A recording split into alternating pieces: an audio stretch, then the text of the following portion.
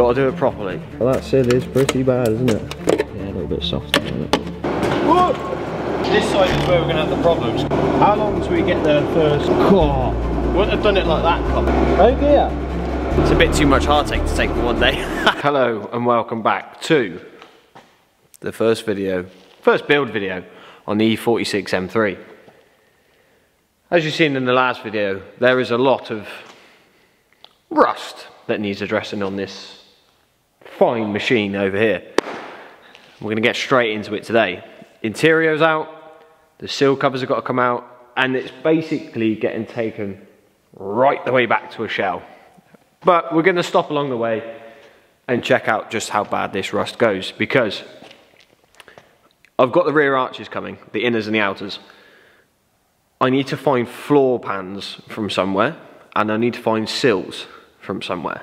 Now, I've already had the people of the internet calling me out saying, "You got to do it properly."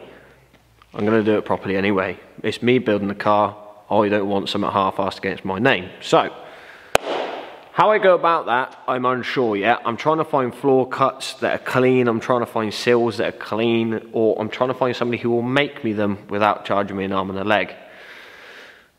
I have been told that the same guy who done my rear arches does do sills. Apparently, I just haven't got round to messaging him and asking him, because ADHD is a wonderful thing, and when you think you need to do something else sidetracks you and you completely forget. So, less of the waffle. Let's get to pulling this interior out. I will warn you, the camera angles will be awful, because yet again, it is a self-filming operation again today, or this evening. Maybe tomorrow we might get a filmer. Exciting. Who knows? I don't know. Anyway, seat bolts. 4 nuts, 16s or 18s. Plug underneath the seat. Pull them out. Nice and simple. Straightforward and easy. So let's get it. The joys. They are electric seats. Oh, another cool little thing that I noticed as well. Genuine BMW floor mats. I bet they cost loads of money. Imagine being that short. That must be hard work. Is that it? No, that'll do, won't it? Back we go again. Bit of a long process, isn't it? Yeah, it's just like an E92. There's a split in the carpet, so the carpet's in 2 halves. So I should only have to take out this back half of the carpet, depending on how far forwards the rock comes. But so far I think it's just in this corner, or that edge. But let's get these connectors unplugged. There's only one. That screwdriver is actually amazing. There we go. Let's get this out.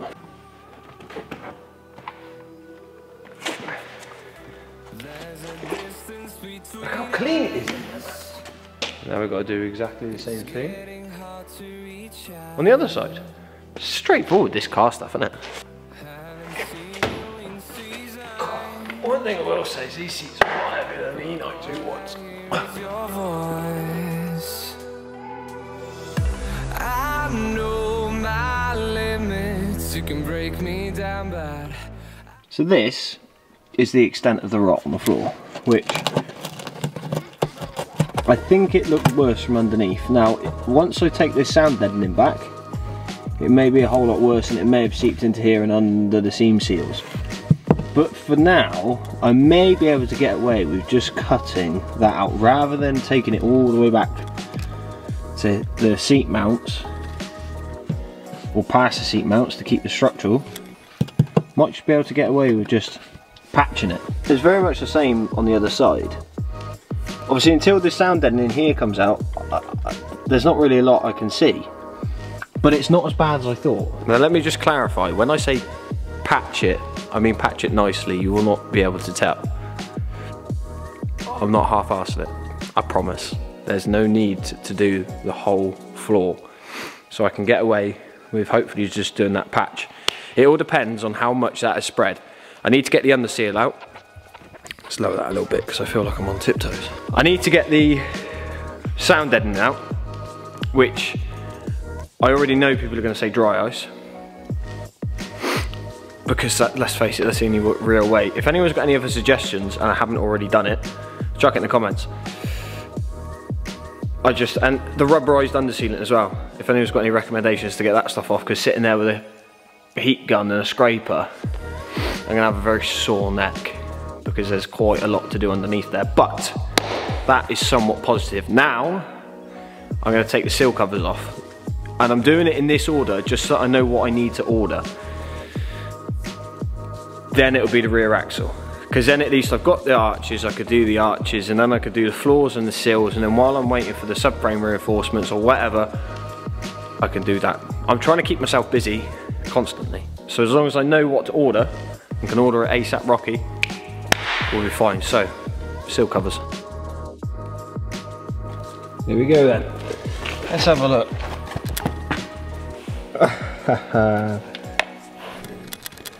Oh, yeah. Okay, so this is interesting. So that means we need to get a jack and reinforcement kit for it, or make it up myself. And turns out that seal is pretty bad, isn't it? But it's only there. It's solid. That's really annoying. Because it's solid. Okay, yeah, that jack and reinforcement point probably wants doing. That's why I poke it that way. Some pliers. That's solid. Ah, oh, that's annoying, isn't it? Oh. Right, let's get the other side off.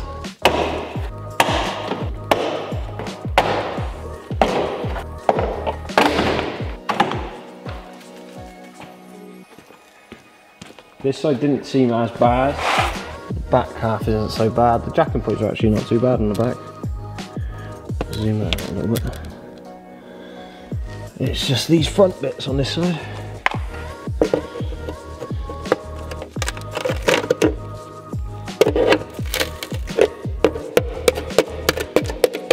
Yeah, a little bit soft, isn't it? Well, while we're here, pointless doing one side and not doing the other, and then we'll get the jack and point reinforcements in. So that means that I need passenger and driver's sill, and around those grommets, or the complete tub of the floor, which isn't as bad as I thought.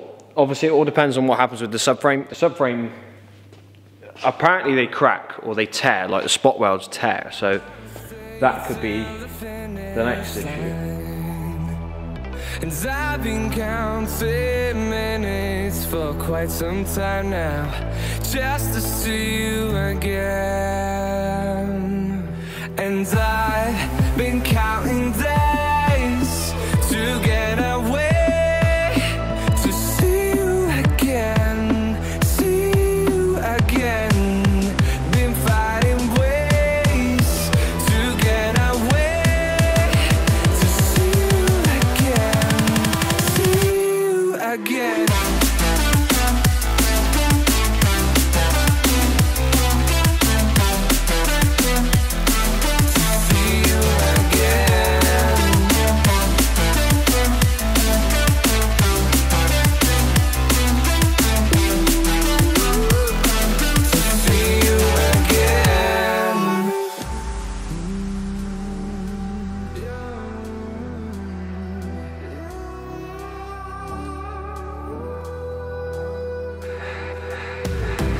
We got millions of reasons to let it all go. Hope we're not. Oh. Right. Let's have a little roundup. I do apologise if you can hear that jet noise in the background, but it's freezing down here. Like, it's cold. So I've got the space heater on, which is currently heating the door on the 46 and not a lot else. Anyway, the mic fell off. Let's give you an update how far I've got up to so far. The carpet's out, which is exposing all this. Taking the carpet out, just so then we don't set fire to anything when we're welding. Same over there. And the thing that was worrying is last night there was a pool of water down here, which is far from ideal. I began the process of cleaning up the underside. Now, it kind of is spreading, but it's how far is it going to go? It's the same with the front set.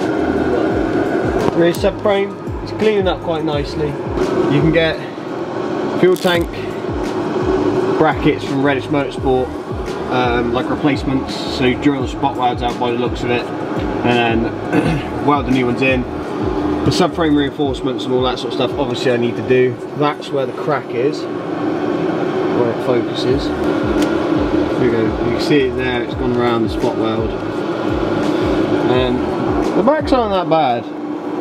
Surface and scabby, but I'm going to go over that with a finishing disc.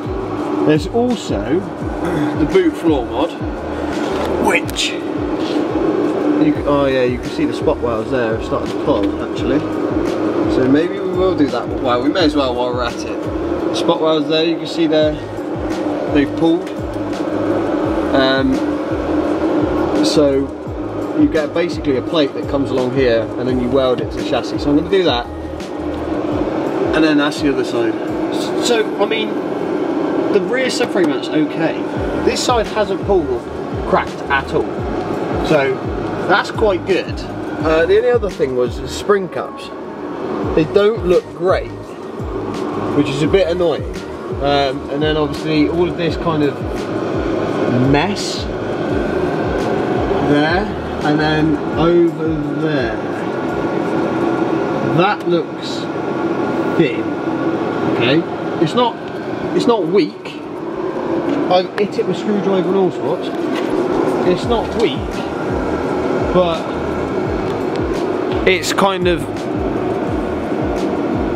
it's not good. It's not right. It's not right. Do you know what I mean? So we'll cut that out if I can get some.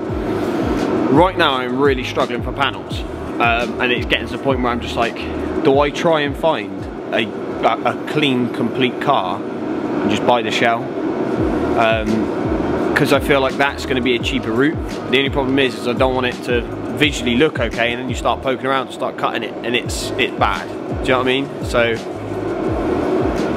right now it's just exploring options and what's going to be the best route to take without trying to format the panels. If I've got to form the panels, I've got to form the panels. It is what it is.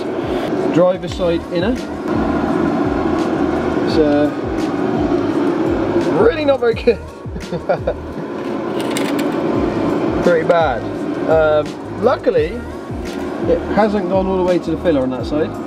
Well, depending on how well it cleans up. Passenger side, just as bad. Okay. A lot of people have asked me who to get the arches from. LBL Panels. A guy called Lance, top bloke. He's such a nice bloke, honestly. Gave me a phone call, was talking me through it. Just like you could put the arches in together, essentially. Good. And just kind of took me through the process. He said, mate, you got any questions, give me a ring. What are the first panels that are turning up? The arches. So why am I messing about with the interior stuff when I'm going to get the arches first? So I may as well do them. Let's start taking some paint off the old girl. To be fair, I was reluctant because I kind of wanted it to be at a stage where I could rub back and just put some primer over it so that it would stop rusting. But all the other bits that have bare metal so far have been alright. Like, it's cold down here, and I wouldn't say it's watertight by any stretch of the imagination, but it's dry. So let's start attacking the bodywork and taking some paint off. This is going to be the exciting one. How long till we get there first?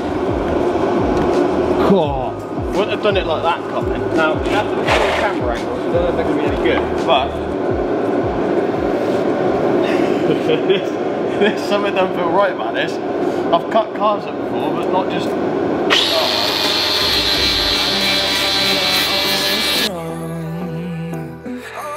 And I've been counting days to get away, to see you again, see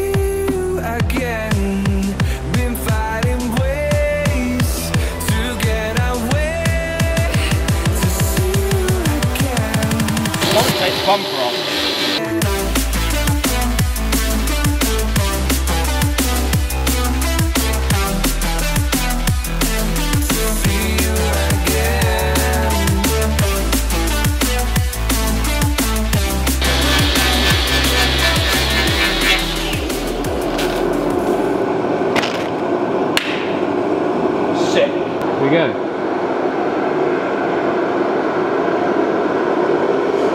So we're currently looking. So to be fair, I could probably just get away with going off that lip. That paint is thick though, man. BMW do put it on thick. Right, that does bring me on to another thing. We need to get the back bumper off. I'm fully aware I need to tidy up a bit, alright?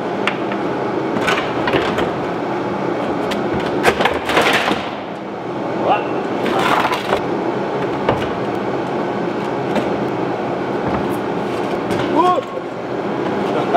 See, this side is where we're going to have the problems because it runs up above the lip. Prestige levels of safety squid on this.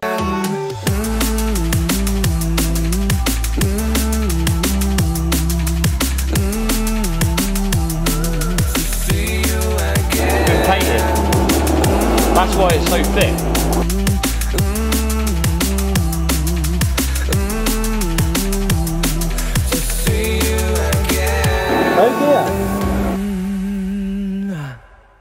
So on that note, I apologise, I've got the heater going, but on that note, I'm going to leave that video there.